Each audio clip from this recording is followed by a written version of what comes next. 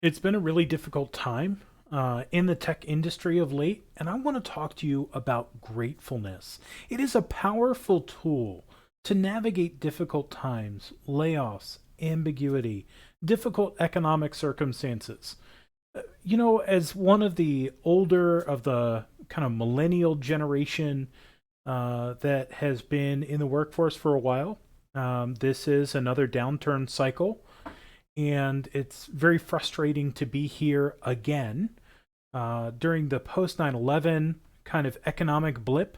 As my career was taking off, it was very difficult to find a job. I ended up working for some small employers, which created really interesting startup opportunities, but it really constrained and delayed the start of what I would call kind of the career and career interest that I have until a bit later.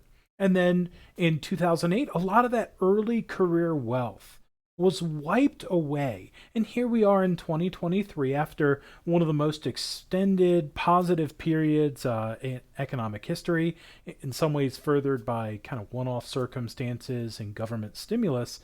Uh, we find ourselves in uncertain economic times. It's not clean, it's not easy. You can't just point to the traditional economic indicators and say, hey, look, there's a clear and immediate recession. There's signals of looming recession, but there are immediate impacts to the technology industry, which are affecting, I know in my case, some of my colleagues. I know in many of the people who are going to be watching this have had to say goodbye recently, whether they're working at Microsoft, they're working at IBM, they're working at Google, they're working wherever.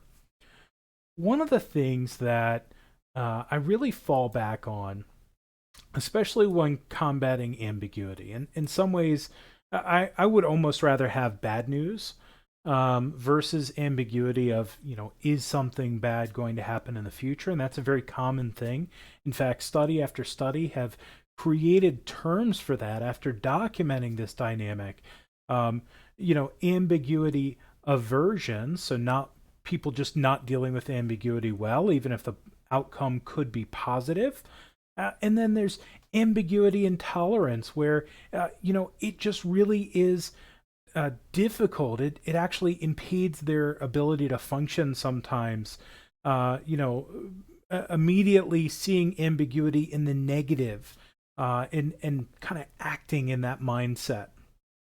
But one of the things that I have found most helpful personally is gratitude. Now, there's a lot of neuroscience behind it. I'm not a psychologist, and this is one of those things that I've had to go back to several times in my career.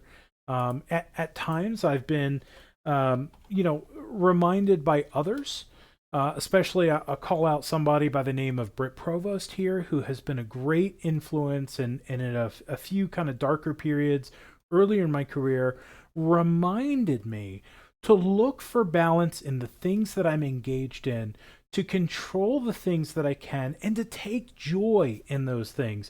Take joy in the friendships that I have, take joy in the experiences that I have, take joy in those that I'm able to impact.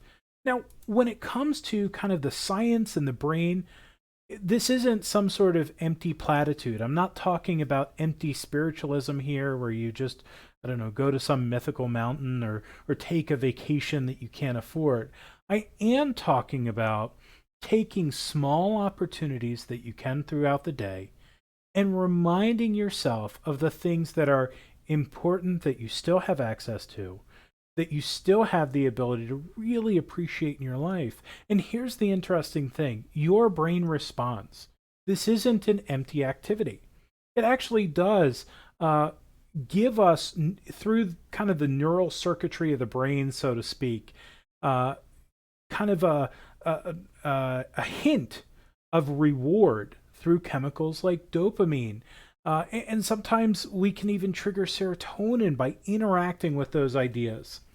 One of the things that I do personally is I have a paper journal. Look, I live in a technology fed industry. That's what drives a lot of my income. It drives a lot of my lifestyle. It's an area I've had a lot of interest, whether we're talking about technology linked economics or we're talking about how to run a CIO organization or how to protect a larger company.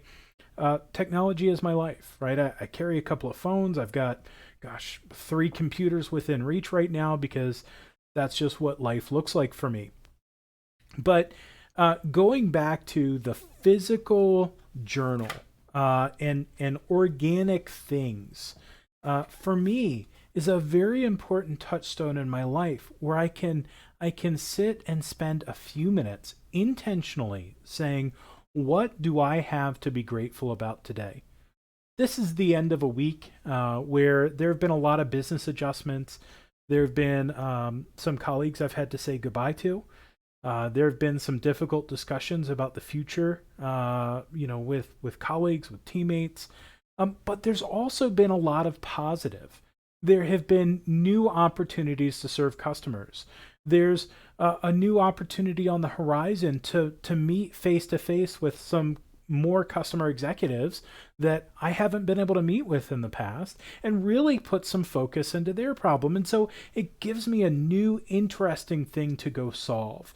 And having that puzzle is something I can have some gratitude for. Having friends in my life that are willing to have open and frank conversations with me that remind me of these things is something I can be grateful about. Having somebody that maybe they're feeling the stress of it and they feel comfortable with me sharing some of those things, whether they're on my team or they're from some other team or they're from, completely different companies entirely.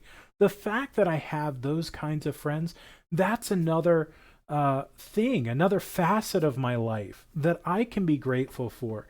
And there's amazing power in writing down, putting a record in front of yourself of here are the things that counter the negative things that are going on around me. As you enter this weekend, I would just invite you. It may seem a little silly, it may seem like mumbo jumbo, but find some time. Make the time. Time doesn't just pop up, you got to make it. Make the time to spend a few minutes focused on gratitude. Write a short journal. What are 3 to 5 things you can be grateful for today? I'm sure you can come up with 3 to 5. And if today was a rotten day, what about yesterday? What about the day before that? Find the last set of good things, record them down, look for the positive in your life, and use that to combat the fear, the anxiety, the challenges, the tomorrows we can't yet control, because it helps you bring more balance to get ready. And that often puts you in a mindset where you can help empower others.